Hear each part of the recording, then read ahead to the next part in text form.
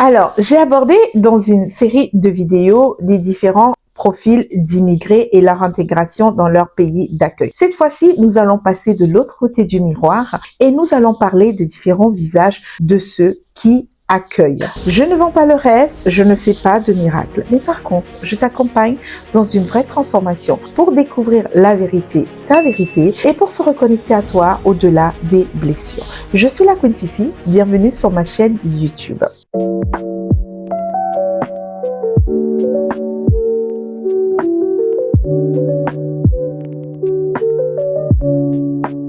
Nous allons parler de ceux qui accueillent. Oui, parce que lorsque il y a des immigrés qui partent de leur pays natal, ils arrivent quelque part, il y a aussi des autochtones qui sont installés, qui sont nés dans leur pays et qui doivent comme ça accueillir et accepter cette autre personne qui vient d'ailleurs. Donc, qui sont ces personnes qui acceptent les étrangers et ceux qui viennent s'installer sur leur terre? Donc, nous allons parler des visages de ceux qui accueillent, leurs croyances, leurs peurs, leur ouverture, leur projection, qui sont ces personnes qui accueillent. Donc, aujourd'hui, nous allons commencer par le méfiant. Qui est le méfiant? Le méfiant, il ne déteste pas, il n'attaque pas, il observe, il se protège, du moins c'est ce qu'il croit faire. Le méfiant est celui qui garde ses distances parce que en réalité il a peur de ce qu'il ne comprend pas. Il a peur de cet inconnu qui est venu s'installer,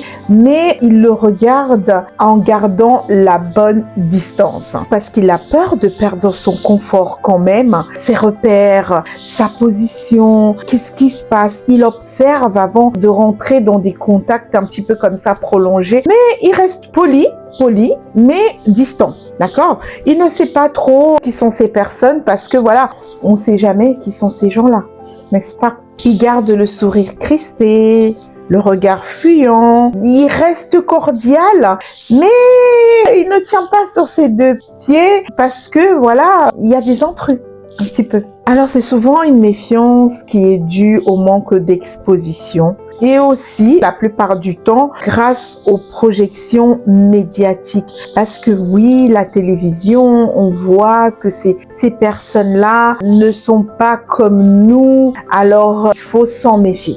Voilà, le mot d'ordre est donné. Il faut s'en méfier. Donc, on peut clairement dire que la méfiance, c'est un miroir de notre propre insécurité. Quand on ne se connaît pas soi-même, la différence fait peur. Quand on ne sait pas qui on est, alors connaître l'autre, c'est une épreuve.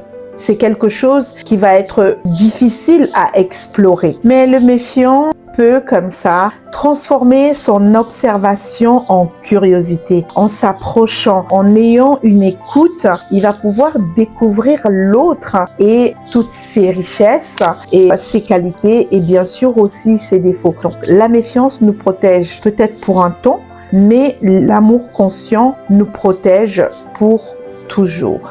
Et on peut dire que ce que tu refuses de rencontrer à l'extérieur, c'est véritablement ce que tu n'as pas encore accepté à l'intérieur de toi. Donc, une méfiance due à un manque d'exposition, qui est aussi peut-être due à une peur qu'on a à l'intérieur de soi d'aller vers l'inconnu. Souvent, les personnes méfiantes n'ont pas beaucoup voyagé, n'ont pas exploré autre chose que leur environnement dans lequel ils sont nés. Ils travaillent pas loin de chez eux. Ils habitent dans le même endroit depuis qu'ils sont tout petits, quelquefois même depuis la naissance. Et donc, ceci fait que ils n'ont pas cette ouverture d'esprit de comprendre la différence, en tout cas de chercher à la comprendre. Mais voilà, le méfiant gagnerait à avoir une écoute attentive. Je suis la Queen Sissi, merci de liker,